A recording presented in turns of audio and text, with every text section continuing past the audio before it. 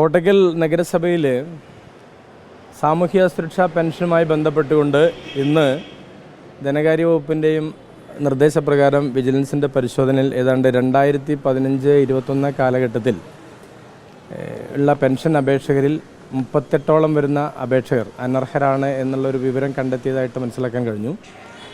ഇത് സംബന്ധിച്ച് സാമൂഹ്യ സുരക്ഷാ പെൻഷൻ്റെ അപേക്ഷ എന്ന് പറയുന്നത് അത് സാധാരണക്കാർക്ക് വേണ്ടിയുള്ളൊരു പെൻഷനാണ്. സമൂഹത്തിലെ ദുർബലരായിട്ടുള്ള പാർശ്വവൽക്കരിക്കപ്പെട്ട സാധാരണക്കാർക്ക് വേണ്ടിയുള്ളതാണ് സാമൂഹ്യ സുരക്ഷാ പെൻഷൻ. ആ പെൻഷന് കൃത്യമായ മാനദണ്ഡങ്ങൾ സർക്കാർ നിശ്ചയിച്ചിട്ടുണ്ട്.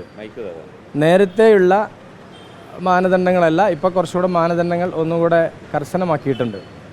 ഏതാണ്ട് 2000 സ്ക്വയർ ഫീറ്റ് വീട്, 1 ലക്ഷം രൂപയുടെ വരുമാനം, കാറ്, AC ഇങ്ങനെയുള്ള ആളുകൾക്കൊന്നും പെൻഷൻ അർഹതയില്ല.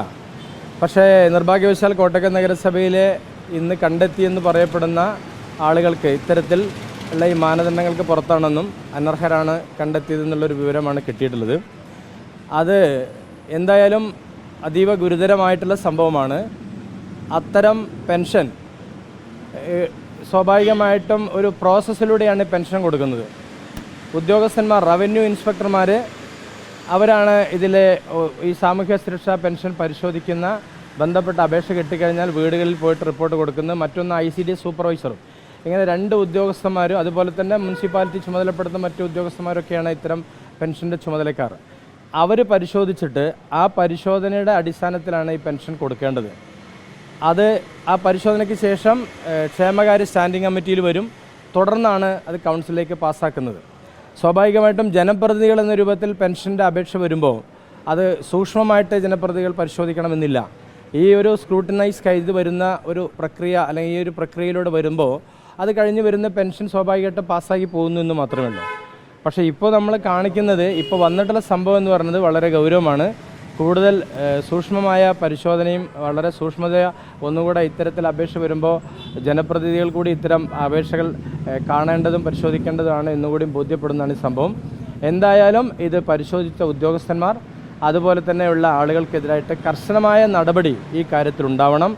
മാത്രമല്ല, ഞാൻ മനസ്സിലാക്കുന്നത് നേരത്തെ ഇവിടെ കോട്ടക്കലിൽ ഇത്തരം കുറച്ച് ആളുകളുടെ അനർഹരെ കണ്ടെത്തിയിട്ടുണ്ടെന്നും അതുമായി ബന്ധപ്പെട്ടുകൊണ്ട് നടപടിയെടുക്കണമെന്നുള്ളൊരു ശുപാർശ കോട്ടക്കൽ നഗരസഭയിലേക്ക് സെക്രട്ടറി ഉൾപ്പെടെയുള്ള ആളുകൾക്ക് ലഭിച്ചിട്ടുണ്ടെന്നുള്ളൊരു അറിവുണ്ട്.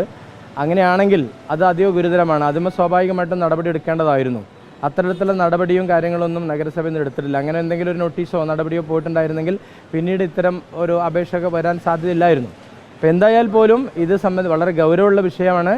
അതീവ ഗൗരവത്തോടുകൂടെ ഈ വിഷയം അന്വേഷിക്കണം, കുറ്റക്കാർക്കെതിരെ നടപടി സ്വീകരിക്കണം എന്നുള്ളതാണ് ഞങ്ങൾ CPIM LDF എന്ന രൂപത്തിൽ ഇക്കാര്യത്തെ സംബന്ധിച്ചുള്ള ഞങ്ങളുടെ അഭിപ്രായം. ഇവിടെ അത്തരമൊരു പരിശോധന നടത്തുമ്പോൾ സ്വാഭാവികമായിട്ടും സെക്രട്ടറിക്ക് വന്നിട്ടില്ലെങ്കിൽ ആരാണോ അത്തരം നടപടിക്ക് ഇവിടെ തുടർ നടപടിക്ക് നോട്ടീസ് അയക്കേണ്ടത് ആ ഉദ്യോഗസ്ഥനാണല്ലോ അതിൻ്റെ പങ്ക്. അപ്പോൾ ആരായാൽ പോലും ഏത് തലത്തിലുള്ള ഉദ്യോഗസ്ഥനായാലും അങ്ങനെ പരിശോധിച്ചിട്ട് ക്രമക്കേട് കണ്ടെത്തിയിട്ട് തുടർ നടപടിക്ക് ഒരു ഉദ്യോഗസ്ഥൻ ശുപാർശ ചെയ്തിട്ടില്ലെങ്കിൽ ആ ശുപാർശ ചെയ്യേണ്ട ഉദ്യോഗസ്ഥനതിൽ പങ്കുണ്ട്. ഞാൻ മനസ്സിലാക്കുന്ന നഗരസഭയിലേക്ക് നോട്ടീസ് വന്നിട്ടുണ്ട് എന്നുള്ളതാണ്. അപ്പോൾ ആ നോട്ടീസ് വന്നത് ഒന്നുകിൽ ശ്രദ്ധയിൽപ്പെടാതെ പോവുകയോ അല്ലെങ്കിൽ ബോധപൂർവ്വം മറച്ചു വെച്ചോ എന്നുള്ളത് എനിക്ക് പറയാൻ കഴിയില്ല. എന്തായാലും പോലും അതീവ ഗൗരവമായിട്ടുള്ളൊരു വിഷയമാണ്. അങ്ങനെ 7ാം വാർഡിനെതിരെയാണല്ലോ ഗുരുതര ആരോപണം. ഇതിൽ ഏത് രീതിക്കുള്ള ഒരു ഒതുക്കൽ നടന്നല്ല, ഇതിൽ ഏതെങ്കിലും ഒരു വാർഡ് എന്ന രൂപത്തിൽ ഞാനിത് കാണുന്നില്ല. ഇപ്പോൾ 7ാം വാർഡിൻ്റെ ആണിപ്പോൾ വന്നിട്ടുള്ളത്. ഇതിപ്പോൾ 7ാം വാർഡിലാണോ 8ാം വാർഡിലാണോ എന്നുള്ളതല്ല ഇതിൻ്റെ പ്രശ്നം. ഈ പ്രശ്നം വളരെ ഗൗരവമുള്ളതാണ്. ആ പ്രശ്നത്തെയാണ് നമ്മൾ കാണേണ്ടത്. അപ്പോൾ എന്തുകൊണ്ട് ഇങ്ങനെ ഇത്തരത്തിൽ ഇപ്പോൾ ഒരു വാർഡ് മാത്രമായി ഇത്തരത്തിൽ ആളുകൾ ഉണ്ടായിട്ടുണ്ടോ ഒക്കെ പരിശോധിക്കേണ്ടതാണ്.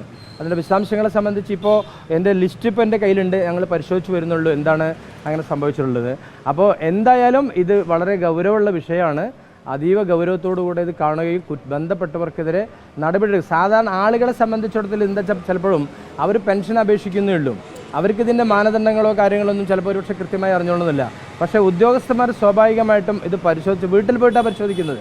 അപ്പോൾ വീടിൻ്റെ വലിപ്പം, സ്ക്വയർ ഫീറ്റ്, അവരുടെ വീടിൻ്റെ സാഹചര്യം, കുടുംബ പശ്ചാത്തലം ഇതൊക്കെ ആ ഉദ്യോഗസ്ഥന് അറിയേണ്ടതാണ്. അപ്പോൾ അത് പരിശോധിച്ചിട്ട് വേണം ഇത് സ്റ്റാൻഡിംഗ് കമ്മിറ്റിയിലേക്ക് ശുപാർശ ചെയ്യാൻ. അവിടെ പോരായ്മകൾ ഉണ്ടായിട്ടുണ്ടെങ്കിൽ പരിശോധിക്കപ്പെടണം. അപ്പോൾ എന്തായാലും പോലും ഇതൊരു മാതൃകയാവണം. ഞാൻ മനസ്സിലാവും, ഒരു പക്ഷേ ഇവിടെ മാത്രമായിക്കോണമെന്നില്ല, കോട്ടക്കൽ മാത്രമായിക്കോണമെന്നില്ല, കേരളത്തിലാകമാനം ചിലപ്പോൾ ഉണ്ടായിരിക്കും. ഏത് ഉദ്യോഗസ്ഥന്മാർ ഇത്തരത്തിൽ കാര്യങ്ങൾ ചെയ്തിട്ടുണ്ടെങ്കിൽ അതിനെതിരെ ശക്തമായ നടപടി എടുക്കണം. അപ്പോൾ ഇന്നലെ ഒരു സർക്കാർ ജീവനക്കാരനുമായി ബന്ധപ്പെട്ടുകൊണ്ട് സർക്കാർ ജീവനക്കാർ പെൻഷൻ പറ്റുന്നതുമായി ബന്ധപ്പെട്ടുകൊണ്ട് വളരെ സ്ഫോടനാത്മകമായ വാർത്ത വന്നിട്ടുണ്ട്. അപ്പോൾ ഇത്തരം കാര്യങ്ങളൊക്കെ ഇങ്ങനെ ഒരു പരിശോധനയിലോ അല്ലെങ്കിൽ ഇങ്ങനെ ഒരു കാര്യം ഉണ്ടാകുമ്പോഴാണല്ലോ നമ്മൾ അറിയുക. ഗൗരവമായിട്ട് പരിശോധിക്കണം എന്നുള്ളതാണ് അത് സംബന്ധിച്ച് ഞങ്ങൾക്ക് പറയാനുള്ളത്. കോട്ടയ്ക്കൽ ഇതുണ്ടായിട്ടുണ്ട്, വളരെ ഗൗരവമുള്ള വിഷയമാണ്. തീർച്ചയായിട്ടും നല്ല പരിശോധനയും അതോടൊപ്പം തന്നെ നടപടിയും ഉണ്ടാവണം എന്നാണ് ഞങ്ങൾക്ക് പറയാനുള്ളത്.